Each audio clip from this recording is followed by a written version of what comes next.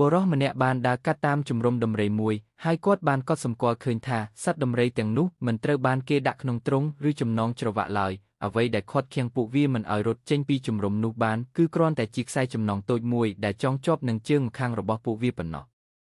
នៅពេលគាត់សម្លឹងមើលទៅដំរីទាំងនោះបុរសម្នាក់នោះមានការងឿងឆ្ងល់ជាខ្លាំងថាហេតុអ្វីបានជាដំរីមិនព្រមប្រើកម្លាំងរបស់វាដើម្បីផ្ដាច់ខ្សែនោះហើយរត់ចេញទៅតាមពិតពួកវាអាចធ្វើបែបនោះបានយ៉ាងងាយប៉ុន្តែពួកវាមិនទាំងព្យាយាមធ្វើតតែសោះ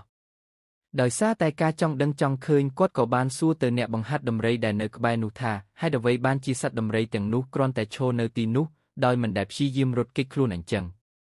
អ្នកបង្ហាត់ដំរីបានឆ្លើយថាកាលពីពួកវានៅតូចខ្លាំងយើងបានប្រើខ្សែចំណងទំហំប៉ុណ្ណឹងដើម្បីចងពួកវាហើយនៅអាយុប៉ុណ្ណឹងខ្សែនោះគឺល្មមនឹងឃាត់ពួកវាបានហើយលុះដល់ពេលពួកវាធំឡើងពួកវាត្រូវបានបណ្ដុះឲ្យជឿថាពួកវាមិនអាចផ្ដាច់ខ្សែនោះបានទេពួកវានៅតែជឿថាខ្សែនោះនៅតែមានសមត្ថភាពឃាត់ពួកវាជាប់ហេតុនេះហើយបានជាពួកវាមិនដែលព្យាយាមរើបម្រះឡើយមូលហេតុតែមួយគត់ដែលសត្វដំរីមិនព្រមរើបម្រះដើម្បីសេរីភាពគឺដោយសារតែពេលវេលាកន្លងផុតទៅពួកវាបានទទួលយកជំនឿមួយថាវាគឺជាការមិនអាចទៅរួចមេរៀនអប់រំ moral